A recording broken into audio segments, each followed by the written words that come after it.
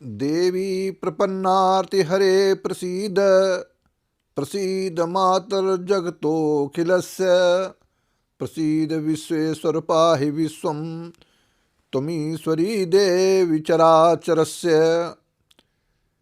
मैं हूं आचार्य रमाकांत मिश्र। अपने इस YouTube चैनल पर सभी दर्शकों का एक बार पुनः हार्दिक स्वागत करता हूं। पश्चिम बंगाल सहित 5 राज्यों के चुनाव संपन्न हो रहे हैं और विशेषकर उसमें लोगों की जो निगाहें लगी हैं वो तमिलनाडु और पश्चिम बंगाल और आसाम के ऊपर। पांडुचेरी और केरला में भी चुनाव हो रहे हैं, जिसको पुडुचेरी बोलते हैं। तो इन 5 प्रदेशों के चुनाव के परिणाम 4 मई को आपके समक्ष होंगे।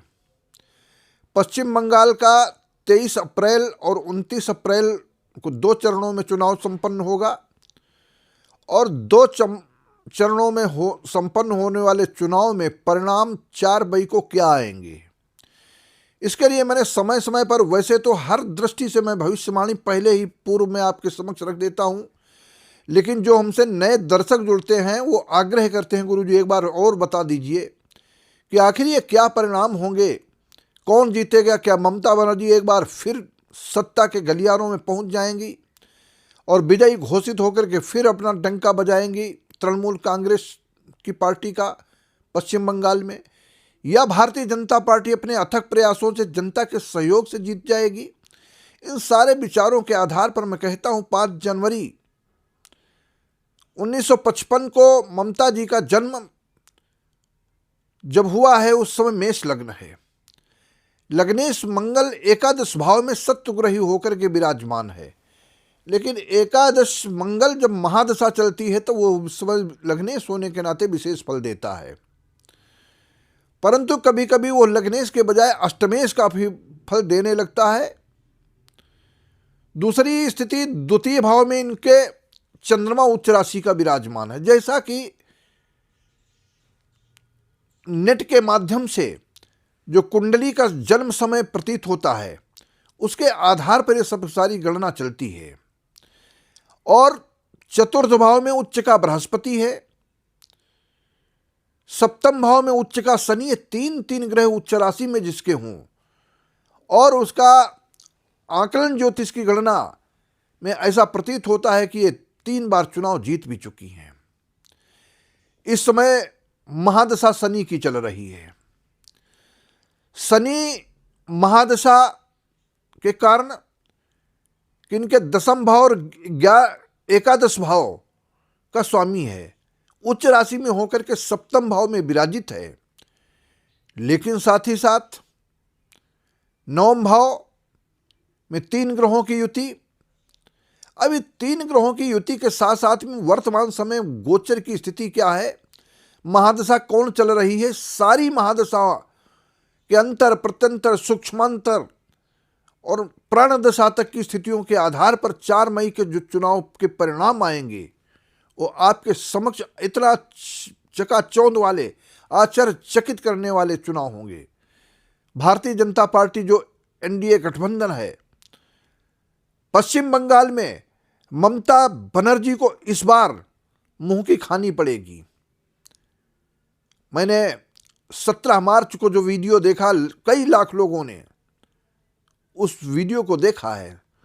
पश्चिम बंगाल ही अभी इतने पूरे देश के अंदर, पूरे विश्व के अंदर देशों ने, जहां पर हमारे YouTube channel astro Ramakant Shastri के नाम से जो जुड़े हुए लोग हैं, मैं फिर एक बार कहता हूं कि जो मैंने आज तक की भविष्यवाणी की है वो सब पराम्बा जगदम्बा की शक्ति की कृपा से और उन्हीं की दया से जब मैं गणना करके आपके समक्ष रखता हूं तो 100% सत्य होती ही है।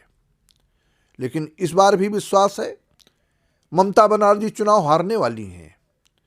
ममता बनर्जी पछताएंगी। ममता बनर्जी, इनकी स्थिति क्या है, शनि की महादशा चल रही है। शनि की महादशा में गुरु का अंतर 2024 से लेकर और 2026 तक, अगस्त महीने तक ये अंतर रहेगा। अब शनि की महादशा में गुरु का अंतर, गुरु मेष लग्न की कुंडली में 12वें भाव का स्वामी है और 12वें भाव में ही इनका शनि गोचर कर रहा है।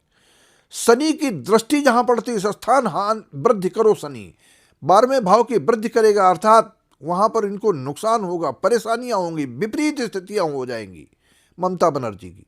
और ऐसी विपरीत स्थितियां होंगी कि चुनाव परिणाम 4 मई को जिनको आएंगे, यद्यपि सूर्य इनका मेष राशि में 14 अप्रैल को आ जाएगा और जो लग्न में, लेकिन वो सूर्य की दृष्टि, सूर्य तेजवान ग्रह जरूर है, लेकिन लग्न में सूर्य लाभ नहीं देगा। उस 7वीं दृष्टि से, जब जहां पर पहले 7वें भाव में शनि उच्च राशि का बैठा हुआ है और सूर्य की दृष्टि उस राशि पर पड़े, 7वें भाव पर पड़ेगी, तो इनके लिए शुभ परिणाम देने वाली ममता बनर्जी को नहीं है।